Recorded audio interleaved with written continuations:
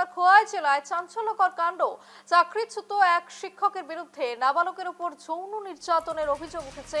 অভিযোগের ভিত্তিতে অভিযুক্ত শিক্ষককে গ্রেপ্তার করেছে খোয়াই থানার পুলিশ। অভিযুক্ত চাকরিচ্যুত শিক্ষক দুলাল শীল। ঘটনার পর নাবালকের পরিবারের তরফে খোয়াই থানায় লিখিত অভিযোগ দায়ের করা হয় এবং তদন্তে নেমে পুলিশ অভিযুক্তকে গ্রেপ্তার করে। নির্যাতিত নাবালকের শারীরিক পরীক্ষা নিরীক্ষার পর প্রাথমিক তদন্তে অভিযোগের সত্যতা পাওয়া গেছে বলে পুলিশ সূত্রে জানা যাচ্ছে এবং অন্যদিকে ধৃত শিক্ষককে আজ খোয়াই জেলা এবং দায়রা আদালতে তোলা হয়েছে।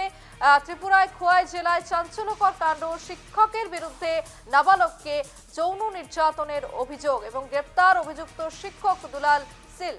বিস্তারিত জানবো এই মুহূর্তে আমাদের সঙ্গে সরাসরি রয়েছে আমাদের প্রতিনিধি কিশোর রঞ্জন হোন। কিশোর, যে খবর উঠে আসছে ভয়ঙ্কর ঘটনা, চাকরিচ্যুত এক শিক্ষকের বিরুদ্ধে নাবালকের উপর যৌন নির্যাতনের অভিযোগ, ঠিক কি ঘটেছে ঘটনাটি?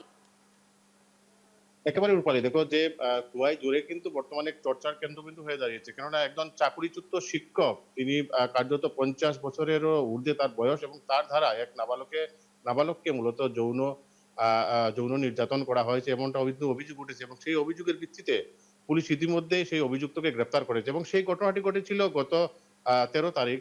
সেদিন সেই নাবালককে সেই শিক্ষক দুলাল শীল তাকে যৌন নির্যাতন চালায় সেই নাবালকের উপর। পরবর্তীতে সেই ঘটনার পর সেই শিক্ষক গা ঢাকা দিয়েছিল। পরবর্তীতে নাবালকের পরিবারের তরফে খোয়াই থানায় একটি লিখিত মামলা দায়ের করা হয়, এবং সেই মামলাটি পুঙ্খানুপুঙ্খভাবে তদারকি করেন যিনি থানার অফিসার ইনচার্জ রয়েছেন কৃষ্ণধন সরকার, এবং তিনি সেই নাবালককে স্বাস্থ্য পরীক্ষার পরেই কিন্তু কার্যত সেই ঘটনার সত্যতা খুঁজে পান, এবং পরবর্তীতে দীর্ঘ কয়েকদিন পলাতক থাকার পর আজ তাকে গ্রেপ্তার করে খোয়াই থানার পুলিশ। এবং গ্রেপ্তার করার পর তার বিরুদ্ধে মামলা নম্বর 6 এবং পক্সো ধারায় তার বিরুদ্ধে মামলা নিয়ে তাকে আজ আদালতে সোপর্দ করা হয়েছে।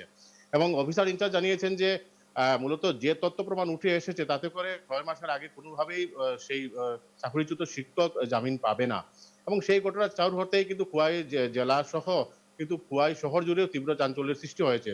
বিভিন্ন মহল থেকে সাধারণ মানুষ দাবি তুলছেন যে এ ধরনের একজন শিক্ষকের কাছ থেকে এ ধরনের বার্তা বা এ ধরনের নাবালকের উপর যে যৌন নির্যাতন, তা কার্যত সম্প্রতিকালের মধ্যে বিরল। স্বাভাবিকভাবে দাবি উঠছে এ ঘটনার জন্য সুষ্ঠু, নিরপেক্ষ এবং দৃষ্টান্তমূলক শাস্তি প্রদান করে পুলিশ। রূপালী, একেবারে কিশোর, গোটা ঘটনা জুড়ে চাঞ্চল্যের সৃষ্টি হওয়ারই কথা, কারণ একজন শিক্ষকের যদি এই ধরনের বিষয় হয়, তার ব্যবহার এই ধরনের হয়, তাহলে ছাত্রছাত্রীরা কি শিখবে এবং সেক্ষেত্রে কোন দিকে এগোচ্ছে সমাজ, এবং এরপর প্রশাসনের তরফ থেকে কি পদক্ষেপ হয় এবং তার কি কি শাস্তি হয় সেদিকে আমাদের নজর থাকবে। আপাতত ধন্যবাদ কিশোর।